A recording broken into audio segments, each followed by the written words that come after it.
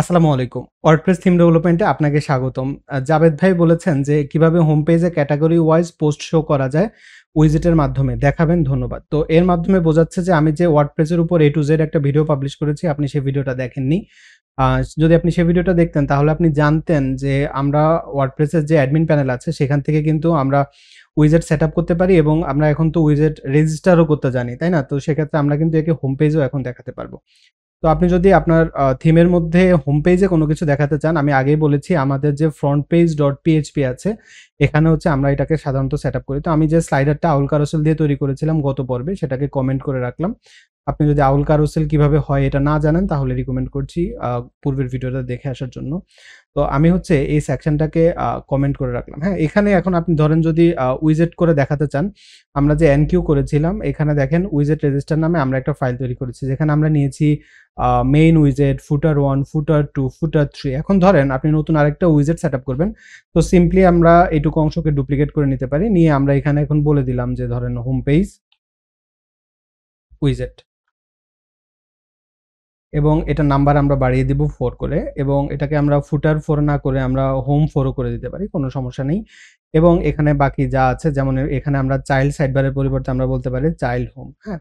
তো আমরা এরকম করলাম। করার পরে এখন আমরা যদি আমাদের থিমের যে উইজেট সেকশন এখানে আমরা যদি একটু রিলোড করি তাহলে আপনি দেখবেন আমাদের একটা নতুন উইজেট চলে আসছে যেটার নাম হচ্ছে হোম পেজ উইজেট।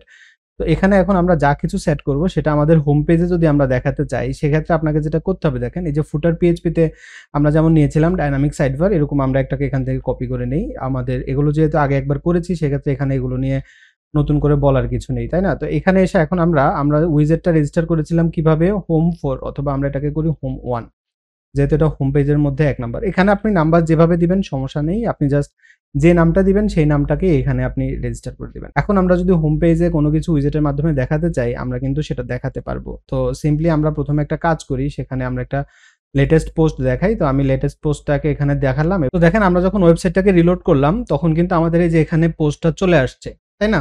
এখন আপনি যদি এদেরকে একটু অর্গানাইজ করতে চান আপনি কিন্তু সেটা করতে পারবেন। তো ধরেন আমরা যদি এখন এখানে এটাকে কাট করলাম, কাট করে আমরা এখানে একটা নতুন আইডি নিলাম, যে আইডিটাকে আমরা বললাম যে হোম পেজ পোস্ট।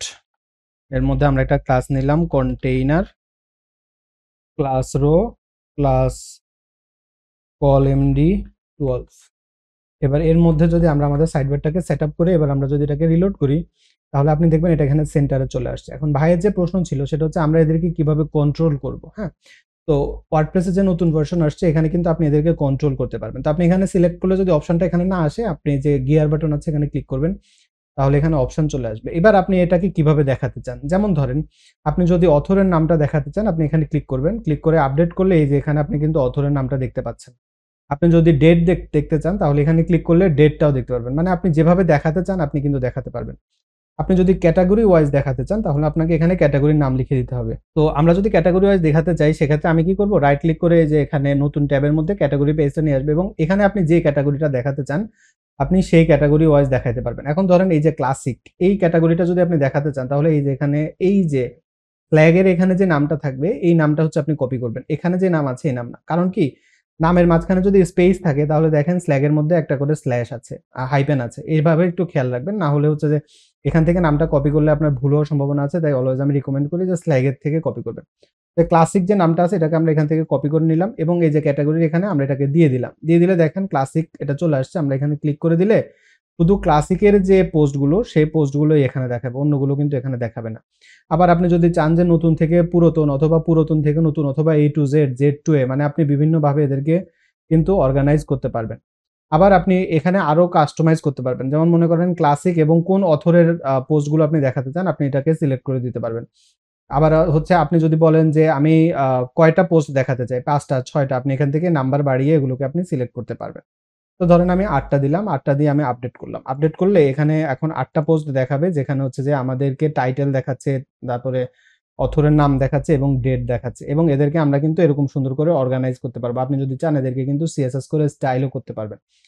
তো আমরা একটা কাজ করি সেটা হচ্ছে আমাদের যে পোস্ট পেজটা আছে এখানে গিয়ে আমরা কিছু পোস্টকে ওপেন করি। হ্যাঁ? যেমন ১ টা, ২ টা, ৩ টা, ৪ টা।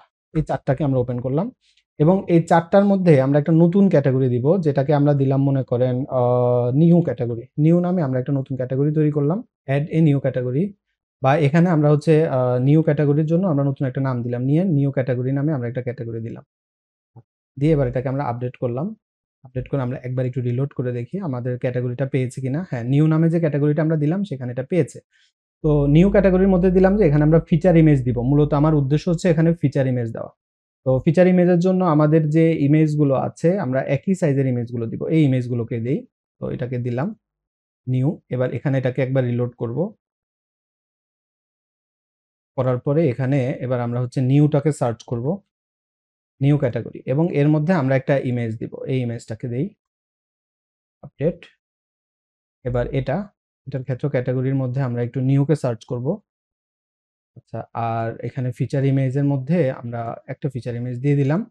আমরা 3টা ফিচার ইমেজ এখানে আপলোড করলাম, আপডেট করলাম। হ্যাঁ, এবং এবার আমরা কি করব, এই যে আমাদের ক্যাটাগরিজ, আচ্ছা, এবার হচ্ছে আমরা যাব অ্যাপিয়ারেন্স থেকে উইজেট। উইজেটে এসে এখানে আমাদের যে হোম পেজ আছে, এই হোম পেজের উইজেটের এখানে এখন আমরা ক্লাসিক না দেখায় আমরা এখানে দেখাবো হচ্ছে নিউ। হ্যাঁ, নিউটাকে দেখাবো, এবং তাহলে আপনি দেখেন এখানে নিউ চলে আসছে। আমরা অথরের নামটাকে বাদ দিয়ে অল করে দিব যাতে সবার নাম আসে। আমরা এখানে 3টা পোস্ট দেখাবো, এবং এখানে দেখেন আমরা ফিচার ইমেজ দেখাতে যাচ্ছি। তাহলে দেখেন এটা এভাবে আসছে। এবার আমরা এটাকে আপডেট করব। তো এটাকে আমরা আপডেট করার পর এবার যদি আমরা এটাকে রিলোড করি তাহলে আপনি দেখবেন এটা এরকম ভাবে আসছে, তাই না? এবার আপনি যদি এদেরকে কাস্টমাইজ করতে চান আপনি কিন্তু কাস্টমাইজ করতে পারবেন, কারণ আমরা এখানে একটা আইডি নিয়ে নিয়েছিলাম হোম পেজ পোস্ট নামে। এবার আমরা যদি আমাদের সিএসএসটাকে ওপেন করি, কাস্টম সিএসএস, এখানে এসে আমরা একটা নতুন কমেন্ট বা নতুন একটা এরিয়া নেই, নতুন এরিয়া নিলাম। এবার এখানে আমরা মনে করেন লিখে দিলাম হোম পেজ ক্যাটাগরি। জাস্ট ভাই এগুলো একদম বেসিক জিনিস। আপনারা এই ব্যাপারগুলো আমি যেহেতু আগেও দেখিয়েছি সেক্ষেত্রে এগুলো আপনাদের জানার কথা, কিন্তু যেহেতু আপনি মিস করেছেন সমস্যা নেই। এই ওয়ার্ডপ্রেসের এই ডিফল্ট ব্যাপারগুলো একটু চেক করবেন মাঝে মাঝে, তাহলে কিন্তু অনেক ব্যাপার আপনারা বুঝতে পারবেন। হ্যাঁ, তো এখন আমরা একটু দেখবো যে এরা কিভাবে রিপিটেবল হয়েছে। তো দেখেন এরা কিন্তু রিপিটেবল হয়েছে এলআই আকারে, তাই না? তো আমাদের এলআই এর একটা ক্লাস, ইউএল এর একটা ক্লাস আছে। তো আমাদের ক্লাস হচ্ছে চাইল্ড হোম। তো আমরা এটাকে এখানে নিলাম ক্লাস। আমাদের এখানে আপাতত কোনো মার্জিন প্যাডিং দরকার নাই। তো চাইল্ড হোম এর ভেতরে আমরা নিব হচ্ছে ইউএল। তো এই ইউএলটাকে আমরা একটু স্টাইল করতে পারি।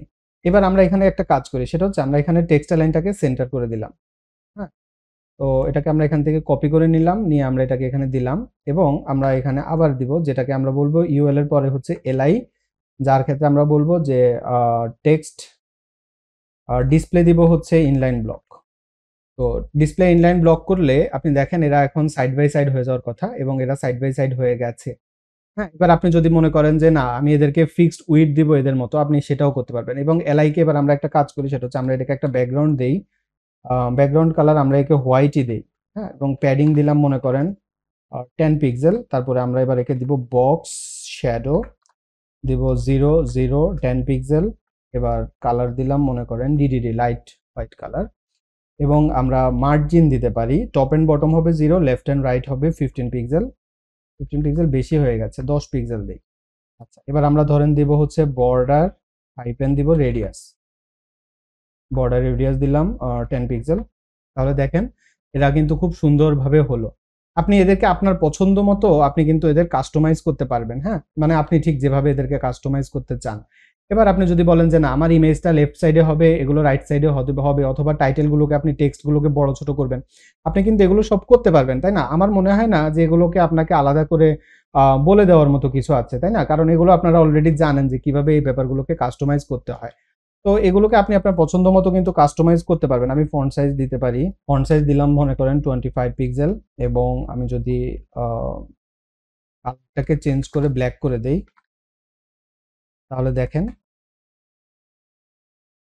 এই জায়গাটা এরকম হলো। এবার আপনি যদি বলেন যে না আমার একটু মার্জিন বটম করব, বা আরো যা যা করতে চান আপনি কিন্তু সেগুলো করতে পারবেন। যেমন আমরা যদি এখন করি যে ডিসপ্লে ব্লক করে দিলাম, বা ইনলাইন ব্লকও করা যেত। এবার আমরা যদি মার্জিন টপ করে দেই হচ্ছে 15 পিক্সেল, অথবা আমরা ইমেজ সিলেক্ট করে ইমেজের ক্ষেত্রে মার্জিন বটম করে দিতে পারতাম, তাহলে দেখেন এখানে স্পেসিং হলো। তো এখানে আমরা মার্জিনটা এভাবে না দিয়ে আমরা অন্যভাবে দিতে পারি। আমরা মার্জিনটাকে এভাবে দেই, টপ এন্ড বটম আর লেফট এন্ড রাইট, হ্যাঁ এভাবে দিলাম। এবার এবার গ্যাপটা ঠিকভাবে হওয়ার কথা। এবার আমরা যদি বলি যে না টেক্সট ডেকোরেশন আমরা দেখাবো না, আমরা টেক্সট হাইপেন ডেকোরেশন এটা আমরা দিব না, আমি আর কাজ করব না এখানে। আমি যতটুকু বোঝানোর আমি আশা করছি আপনারা বুঝে গেছেন। তো এভাবে আপনারা কিন্তু সুন্দর করে কাস্টমাইজ করতে পারবেন এবং দেখেন হোম পেজে কিন্তু আমরা একটা ব্লগ পোস্ট নিয়ে এসেছি এবং এটাকে আমরা হোম পেজে রেজিস্টার করেছি এবং পুরো ব্যাপারটাকে আমরা কিন্তু এখান থেকে কন্ট্রোল করতে পারছি। তো এরপর থেকে আপনারা যখন উইজেট নিয়ে কোনো পোস্ট করতে চান বা কোনো কমেন্ট করতে চান, একটু গুটেনবার্গের এই ফিচারগুলো একটু চেক করবেন। এখানে অনেক সুন্দর, সুন্দর ফিচার আছে। হ্যাঁ, এগুলো একটু আপনারা যদি নিজেরা এক্সপ্লোর করেন তাহলে অনেক কিছু শিখতে পারবেন এবং নিজেদের আইডিয়াটাকে একটু জেনারেট যদি আপনারা করতে থাকেন তাহলে কিন্তু অনেক সুন্দর, সুন্দর কাজ আপনারা করতে পারবেন। আমি আশা করছি ভিডিওটা আপনার জন্য উপকারী হয়েছে এবং এই ভিডিও সম্পর্কে আপনার মতামত কমেন্টে জানাতে ভুলবেন না। আসলে আমার একটার পর একটা সমস্যা লেগেই আছে। নতুন আরেকটা প্রবলেম হচ্ছে যে কেউ একজন বারবার চেষ্টা করে যাচ্ছে যে আমার ক্ষতি করার জন্য। সে হচ্ছে কিছুদিন আমার ইউটিউব চ্যানেলটাকে হ্যাক করার চেষ্টা করেছিল। কিছুদিন আমার ইংলিশ চ্যানেলটা ট্রাই করেছে। আমার ফাইবার অ্যাকাউন্ট নিয়ে প্রবলেম করেছে। আপওয়ার্ক নিয়ে প্রবলেম করেছে এবং সর্বশেষ কোথাও কাজ করতে পারেনি। সর্বশেষ হচ্ছে আমার ওয়েবসাইটটাকে ডাউন করে দিয়েছে।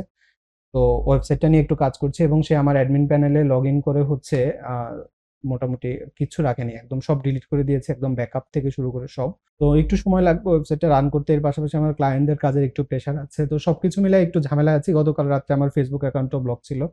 মানে ডিসেবল হয়ে গিয়েছিল। আজকে সকালে আবার রানিং করতে পেরেছি। তো আপনাদের জন্য কিছু করার চেষ্টা করছি। তাই কিছু শত্রু তো তৈরি হবেই। এটা স্বাভাবিক। কিন্তু এদের সাথেও তো একটু হ্যান্ডেল করতে হয়, যে কারণে একটু সমস্যা হচ্ছে।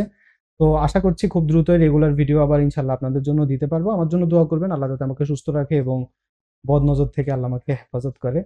তো সুস্থ থাকবেন, নিরাপদ থাকবেন, প্রোকোডারের সাথেই থাকবেন। আমার জন্য দোয়া করবেন। আসসালামু আলাইকুম।